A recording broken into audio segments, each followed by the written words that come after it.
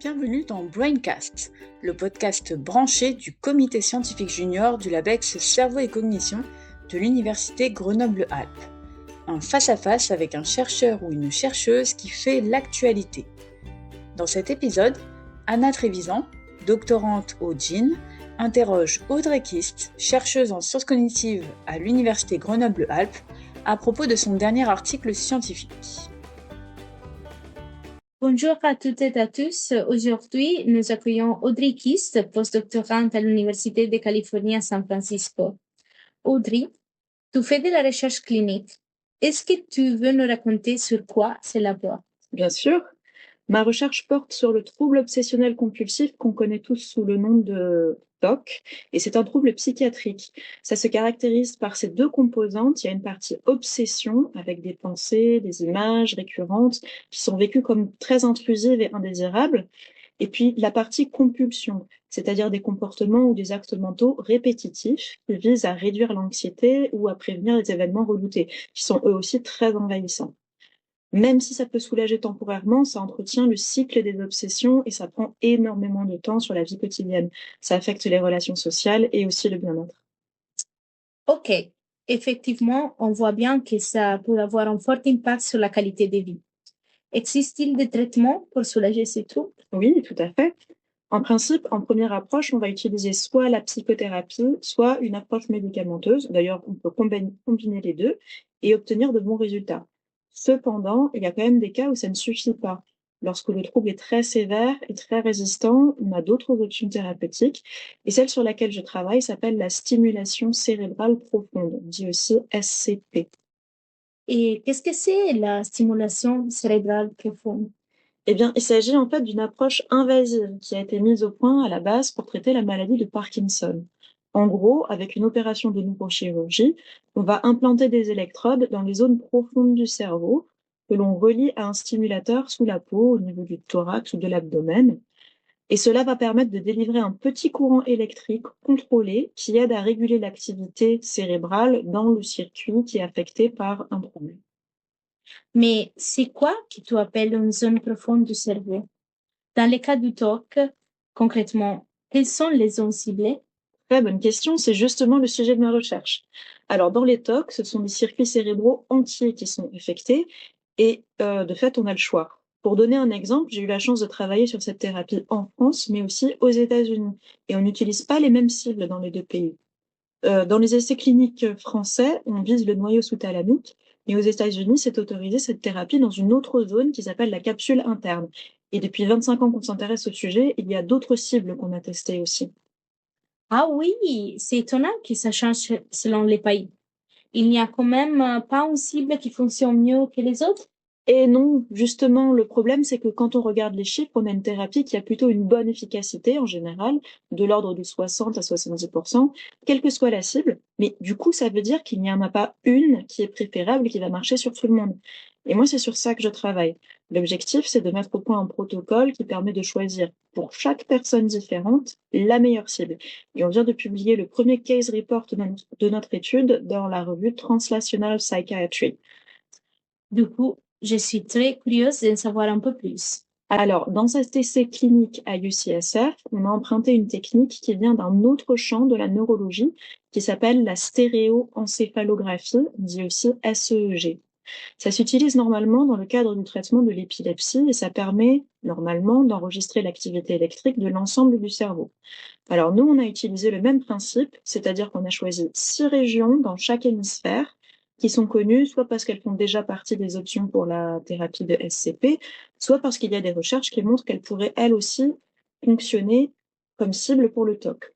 Du coup, on a pu stimuler et enregistrer plusieurs zones du cerveau et comparer les effets que chaque stimulation avait ou pas sur les symptômes cliniques.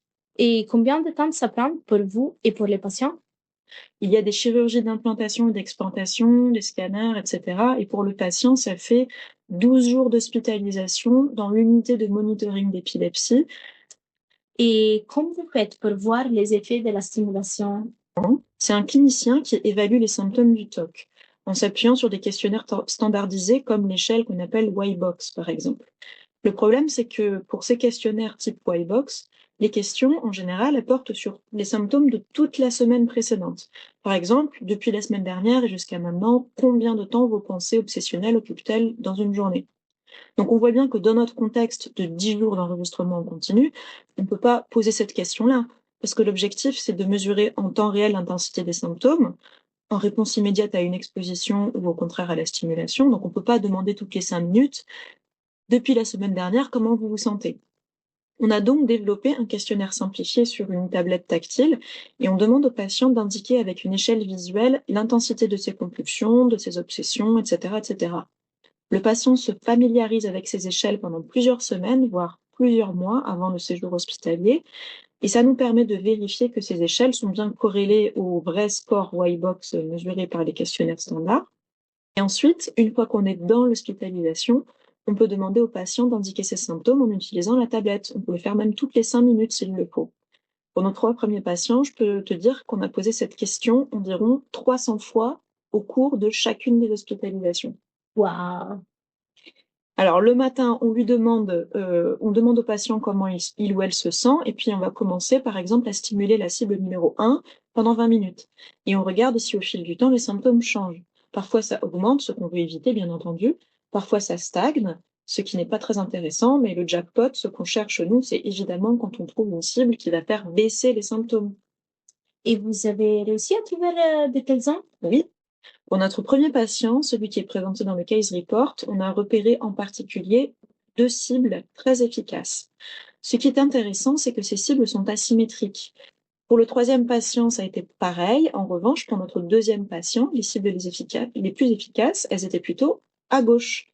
Or, dans les protocoles habituels, la recommandation est d'avoir une implantation bilatérale symétrique, c'est-à-dire que normalement, on aurait ciblé la même chose de chaque côté.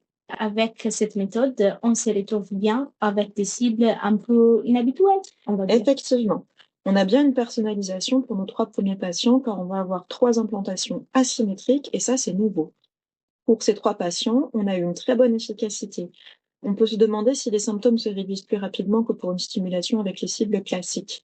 Ça semble être bien le cas pour le moment, mais nous, c'est pas tant ça qui nous intéresse, mais c'est surtout qu'à chaque patient, pour le moment, on a trouvé une cible qui fonctionne.